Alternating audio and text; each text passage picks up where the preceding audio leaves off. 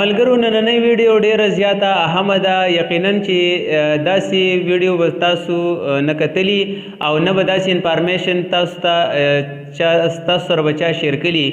هغه زه تاسو سره هغه نیوز شیر کول غواړم د میموري کارډ د وجې زمونږ عزت چې کوم دی زمونږ فیملی هغه محفوظ نه ده.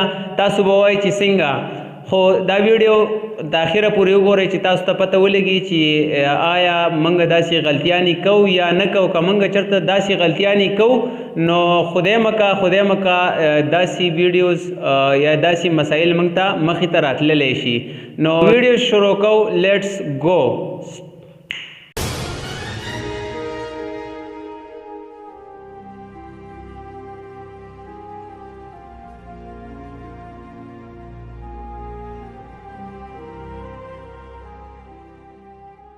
السلام علیکم، زه یم ستاسو ملګری اظهار الله او تاسو ګورئ زما یوټیوب چینل اظهار الله rodbari. ملګرو د دې میموري کارډ د لاسه زمونږ ټول ډیټا چې کوم وي هغه محفوظ نه ده. ایون که موږ دا ووایو چې دا میموري کارډ که موږ چېرته فارمیټ کو نو دا به ختم شي. نه، دا تاسو غلط فهمي ده او دا چرې هم داسې نه کیږي. زه به تاسو ته دا یو مثال لرکم، یو لنډ مثال. که تاسو په یوټیوب باندې سرچ کې مختلف قسمه لوکل ویډیوز نو زموږ د دغه خویندو ویډیوګانې به پکې تاسو ته راوړي. ایون تاسو به پکې داسې ویډیوګانې ووینئ چې په کور کې به هغه ویډیوګانې کیږي د ناویانو نه به کیږي چې کوم ځای کې واده یا داسې پروګرام وي هغه ویډیو به هلته شوي.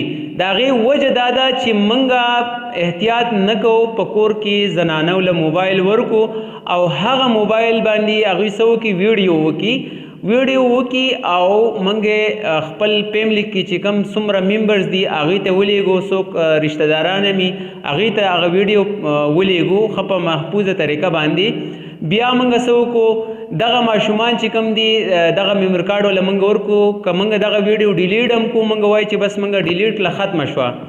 دغه میموري کارډ چې کوم دی ماشومان ویسي موبایل والا له هر یو موبایل والا نه یادوم، زه داسې خلک یادوم چې شته زموږ په دې علاقه کې، زموږ په دې معاشره کې داسې خلک شته چې په دغه څیزونو باندې څه کوي، هغه پیسې ګټي او د پیسو د ګټلو طریقه تاسو ته پته ده، تاسو وینئ چې هغه په کومه طریقه باندې هغه پیسې ګټي.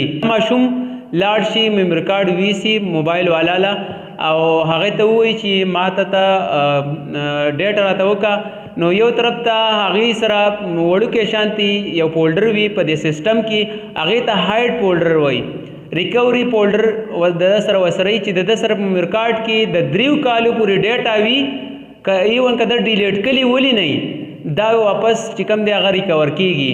نو موږ ته خو پته نه وي، موږ ډیټا وکړو او د هغې نه بعد موبایل والا چې کوم دی هغه وګوري او چې کوم لوکل ویډیوز پکې هغه ترې راوالي یو سایټ ته کې او هغه چې کوم دی نو بیا په مختلف طریقو باندې هغه سیل کوي. د هغې نه بعد چې موږ بیا وګورو په نیټ باندې موږ ته دا قسمه دغه راځي. یو طرف ته موږ بلیک میل کیږو، بل طرف ته چې کوم دی زمونږ عزت، زمونږ چې کوم عزت وي هغه د خاورو سره خاورې کیږي. نو که چېرته تاسو داسې کوئ نو پلیز داسې د دې څیز نه واوړئ، ځکه چې دا ډېر خطرناک عمل دی.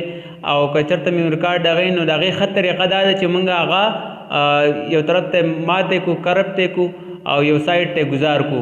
نو دا ټول نه ښه طریقه ده. دا انفارمیشن مې ستاسو سره شریکول، امید لرم چې دا به ستاسو خوښ شوي. که خوښ شوي مې نو دا ویډیو لایک کړئ او ورسره چینل هم نه سبسکرایب کړی نو چینل سبسکرایب کړئ. په نیکسټ ویډیو کې به ملاویږو. د داسې قسمه ویډیوګانو دپاره زموږ دا چینل سبسکرایب کړئ. په نیکسټ ویډیو کې به ملاویږو. د لوی الله په امان.